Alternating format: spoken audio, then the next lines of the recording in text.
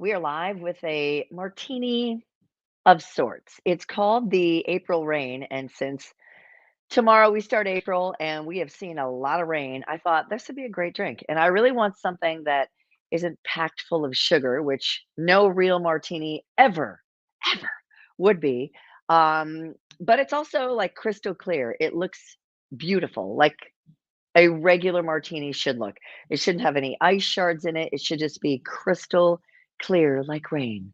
So here we go. We're going to make something called the April Rain Martini. Now, the martini itself was created maybe in the 1860s, the 1880s. Nobody really knows for sure who created it or where it came about, but there are lots of origin stories, some dating back to the late 1800s. And at that time, a martini, all it was half a glass of wine, of gin, and half of a wine glass, I should say, of dry vermouth. And we have the dry vermouth here. I'm going to use some French vermouth, the Dolan. um, I may make one with vodka a little bit later, but I am going to use some Tanqueray here that I forgot to do a little product placement on. Because, of course, vodka was known as the white whiskey, and it wasn't really commonplace until people started thinking of gin as really old fashioned, and until we started getting it here in mass quantities, really in the 70s and 80s. So we are going to make this cocktail with gin, but I like this cocktail, the April Rain, because you could use gin or vodka. Some people say they don't like gin. I happen to think it's just because they haven't had a good gin or a well-made gin drink, because gin is delicious. So here we go. We're going to make something called the April Rain. And of course, there are many, many variations of Le Martini. And because I am going to use gin first, I'm not going to use the shaker because we don't like to bruise our gin. So I'm going to use a little Tanqueray, some London dry gin. I'm going to put 2 ounces of, let me do it on this side. And I have to put some ice in here, but I didn't want it watered down. 2 ounces of this. Let's see. Then we're going to go. And an original martini also had little bitters in it, actually. But something that, people have gotten away from. Okay. So we're going to use the dry vermouth. And again, you have blanc, you have dry, you have sweet, which is the red, but easy to get the dry and the blanc mixed up because they are both white. Okay, so a half an ounce.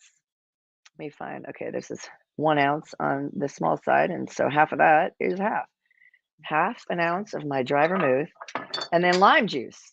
We're going to use just a 1/4 ounce of some fresh squeezed lime juice. You could use some roses, but that's going to make it sweet because it is a sweetened juice with sugar, and we're trying to avoid that because we're going to be in Mexico in a couple of weeks, and Mama's looking forward to wearing all those moo because she is not in shape. But anyway, okay, just a 1/4 ounce of the lime juice. So 2 ounces of your best favorite gin, a London dry gin. But of course, gins can be floral. They can take on all the herbs and whatnot. I'm just going to put a bunch of ice because we're going to serve this straight up. I've got my different coupe glasses. Those have been chilling in the fridge for at least a couple hours. And oh, I forgot to get the strainer for this. Ugh, hate it when I do that. All right, well, we can improvise. We'll do that. God, what? Man, I forgot my Hawthorne strainer.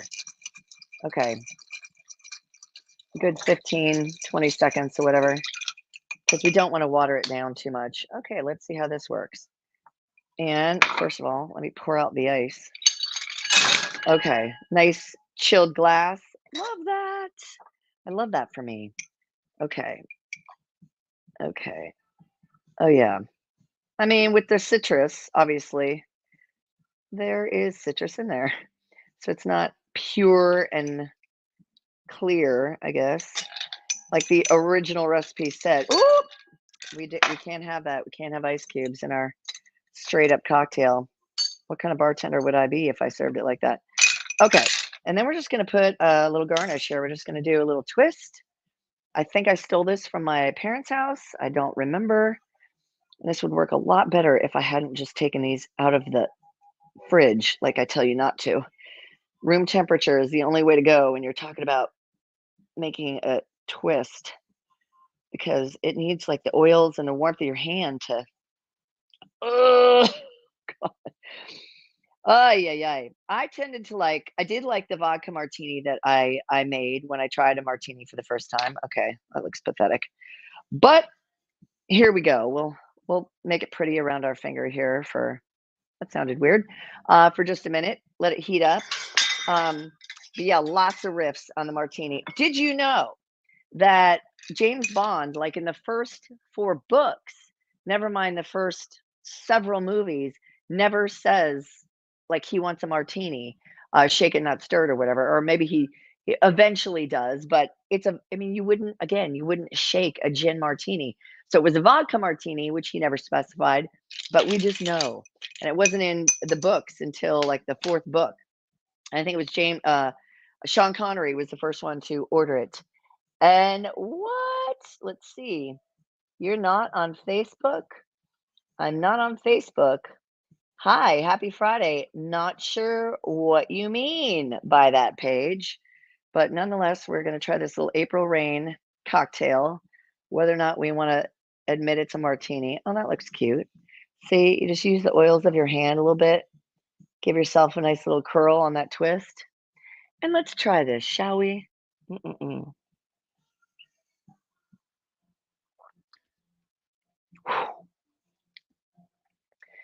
That's strong. I mean, it is like a cocktail, but you get a lot of great flavor from that, and there's not any sugar in there except from the citrus.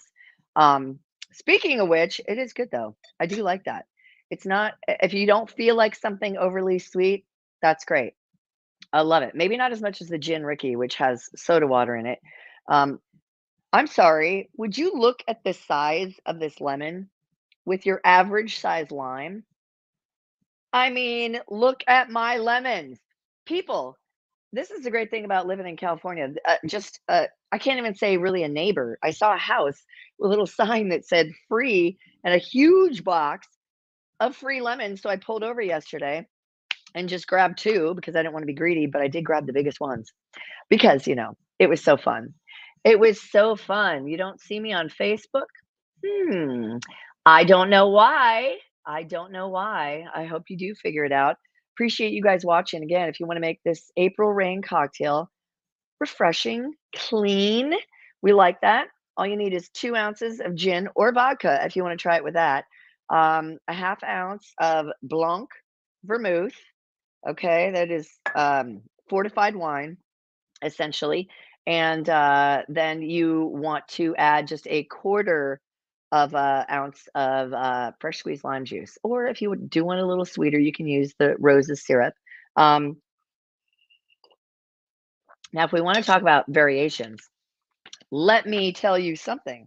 Like, so when they were first making martinis, of course, they were using gin. And of course, it was pre prohibition. But then with prohibition, gin was actually pretty easy to make. And so they got really good at it. And then when prohibition was over, everyone was so used to this cocktail that it was a thing. So by 1922, it was like in its most recognizable form, and we're kind of getting back to that. Like an original martini was 2 to 1, 2 ounces of gin to 1 ounce of dry vermouth with a dash of Angostura bitters. And then like by the late 20s into the 30s, the ratio was 3 to 1 gin to vermouth. By the 40s, it was 4 to 1. And these days, if you order a dry martini, it may be either no vermouth, straight vodka or gin, or just like a wee bit, like 5 to 1 or 6 to 1. You know, that's for some people. Of course, a dirty martini is lots of olive juice. The Churchill martini uses no vermouth and should be prepared with gin straight from the freezer while glancing at a closed bottle of dry vermouth or with a sly bow in the direction of France. Okay. All right. A wet martini contains more vermouth. A 50-50 martini, which is the one I tried with vodka that I really liked, it's 50-50. however much vodka you use is exactly the same amount that you would want to use for that. A dirty martini contains a splash of olive brine or olive juice and is typically garnished with an olive. And of course, a Gibson uses those little pearl onions. A vodka martini, again, made with vodka and vermouth. And then straight up means no ice. No ice. You use the ice ahead of time to mix it up. But again, you can shake with a vodka. We just don't do that with our gin because we care about its feelings. We don't want to bruise them. So, anyway, you guys, thank you for watching. I hope you enjoy the April rain. I hope you stay safe and healthy. And I'll be back next week with something fantastic, whatever it might be. Cheers to you and yours.